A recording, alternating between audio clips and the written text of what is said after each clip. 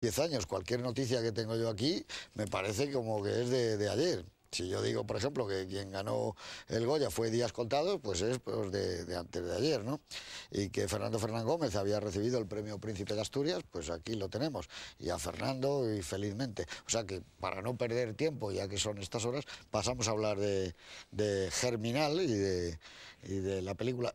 Por cierto, tú cuando decías eso, de que no se había hecho... No, de que no se está haciendo. Claro, que no estaban haciendo, que sí se habían hecho. Claro, que el cine español contemporáneo yo creo que no... Sí, pero fíjate ya, Larcón, El clavo, que estaba muy bien hecha, pero esa es una adaptación que hizo Marquina, ¿eh? Muy buena, hecha por Marquina. Muy buena era El clavo. Que tú te refieres a que ahora el cine de ahora tenía que coger... Sí, porque yo percibo que entre los jóvenes les resulta muy difícil leer la novela del siglo XIX, porque claro, la novela del siglo XIX tiene...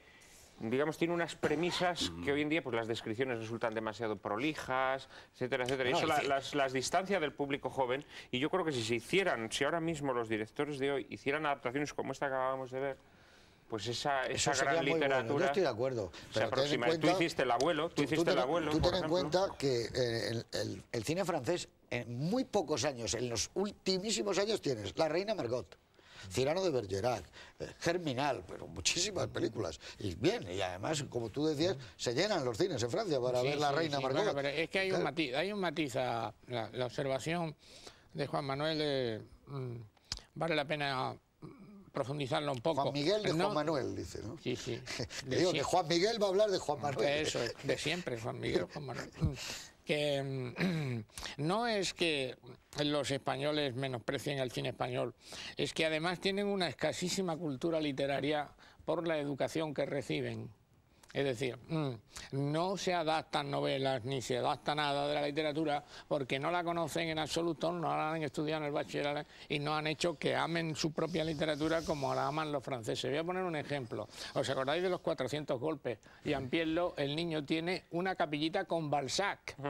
Es decir, lee a Balzac el niño.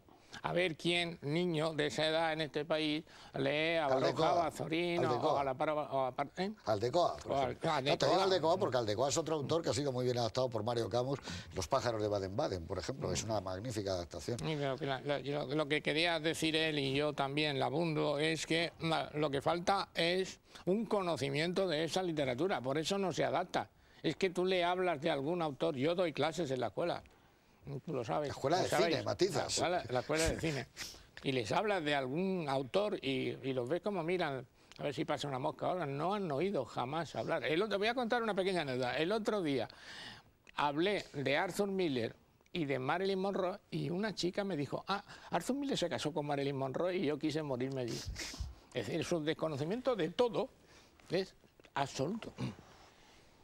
Si me permitís, vamos a aparcar las beneficiosas adaptaciones que se hagan en el futuro de nuestros clásicos y vamos a entrar en la película. A mí me interesa mucho lo que se ha dicho aquí sobre algunos tratamientos de personajes, por ejemplo, para no ir más lejos, el anarquista. A mí el personaje de Souvarén es un personaje muy terriblemente inquietante.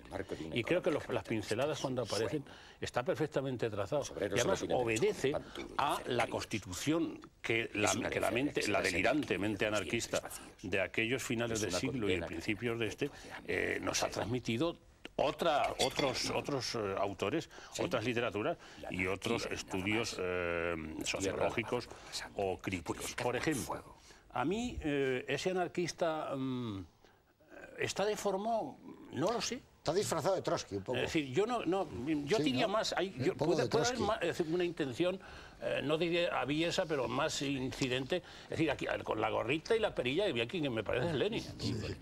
No Trotsky, ni ninguno de ellos. Bueno, pero con independencia de eso. Es decir, ese anarquista es un anarquista caricaturesco. Primero, no lo creo, perdonadme, y ahora si me permitís mi argumento y mis ejemplos, y seguimos. Es caricaturesca. Y aunque fuera caricaturesca, no es legítimo hacer caricatura. No es legítimo el arte de Valle Inclán, que era la estética sistemáticamente deformada, en que los personajes clásicos pasaban por el Callejón del Gato, de Álvarez Gato de aquí de Madrid, que es totalmente legítimo, mucho más que el naturalismo de Zola. ¿Dónde va a parar? Incluso tan bueno o mejor que el distanciamiento y el método brechtiano. De manera que la caricatura es un medio absolutamente perfecto, porque la sátira es un medio absolutamente perfecto, entre otros, no solamente ese, y por supuesto no podría ser de otra manera, entre otros, para acercarse al arte. Y luego, incluso en escritores, en las antípodas de Valle Inclán, por ejemplo, Joseph Conrad, otro geniazo de la literatura.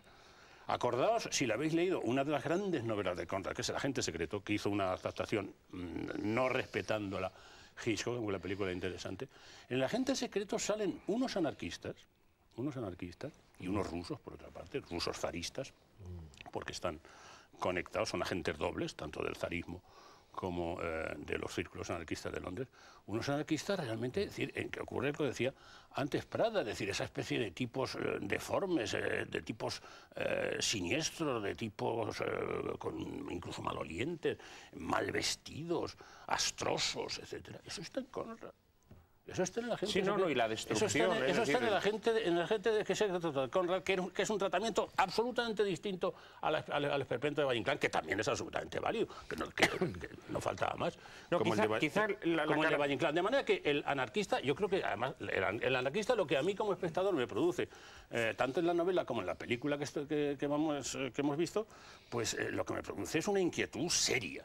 Pero también me produce una inquietud seria los anarquistas que saca Dostoyevsky en Los endemoniados, o los anarquistas que saca Camus en Los justos. De manera que, claro, es decir, la visión que tenemos del anarquista en la tradición literaria e histórica, pues realmente no está alejada de ese anarquista que realmente no es un anarquista y mucho menos un anarcosindicalista, es un nihilista. Hay que prender fuego. Lo que tiene que hacer en el mundo es estallar y después de eso construir algo, si es posible. Pero primero que salte por los aires. Sí. Es un anarquista en estado extremo. No, y además hace comentarios feroces e inteligentes cuando cuenta lo de esos sombrereros marselleses que han ganado la lotería y que van a invertir en acciones en y dice que lo único que quiere el obrero es ser burgués porque tiene envidia del burgués. ¿No? Eso es un comentario terrible, ¿no? Y de una gran penetración humana, ¿no? Por otra parte, una gran penetración humana. Y yo, desde luego, sobre los anarquistas hay que ver cómo y cuándo. Por ejemplo, si los anarquistas en la Guerra Civil, ahora no podemos entrar en ello, pero hizo un tratamiento muy cariñoso de los anarquistas, pero a mi juicio erróneo históricamente, que él lo ha hecho en aquella película que a mí me gustó, que se llamaba Tierra y Libertad. Es decir, el tratamiento de los anarquistas, la simpatía, evidentemente que la simpatía, por lo menos la mía, y voy a hacer una confesión absolutamente de parte, en la Guerra Civil, quien más simpáticos me caían eran los anarquistas, pero los que más fastidiaron, es decir, que la guerra no se llevara a buen plano desde el punto de vista republicano, que es el mío, pues naturalmente también fueron los anarquistas. Y eso en este momento no hay ningún tipo de duda en la historia. En todos los historiadores, sean de derecha o de centro o de izquierda, saben que los anarquistas lo único que hicieron fue molestar. Sí, señor. Usted. A mí me parece... Por alusiones. Es usted anarquista, ¿no? Toda la vida. Toda la vida, no pertenezco a nada. A mí me parece que las películas lo que transmiten son emociones. Y si no transmiten emociones, a mí me tienen completamente sin cuidado sus discursos, a mí personalmente. Y esta película de esta noche transmite emociones. Te sientes ultrajado por cómo se trata a esa gente débil. ¿Cómo viven? ¿Cómo viven? Naturalmente dice... Tú has mencionado antes, dice, los burgueses aparecen comiendo mariscos y cosas, claro. Es un poco tosco, eso sí. Que esa presentación que hace... Pero es que comían mariscos. Pero perdón, eso es lo que iba a decir, sí, efectivamente. Pero es que vamos a seguir el discurso de Martínez Sarrión. Venga, sigue, habla tú. No es legítimo el panfleto. Pues no, también pues, se puede hacer una pintura panfletaria del burgués que realmente estaba explotando, literalmente. Pero a mí lo que me interesa de la película es la emoción que transmite, la solidaridad que a mí me transmite la lucha de esa gente por la justicia. Es lo único que me interesa de la película. De tal manera es lo único que me interesa de la película. Y ahora entro en el terreno cinematográfico, que cuando muere Depardieu no me interesa la película. Pero nada. ¿Crees que la película porque claro, la película baja, porque tú has ido siguiendo la lucha y te has ido identificando con un personaje. Entonces el personaje muere, claro, es lo que llamamos en el cine el clímax. Ese es el clímax, es el momento angustioso de la película.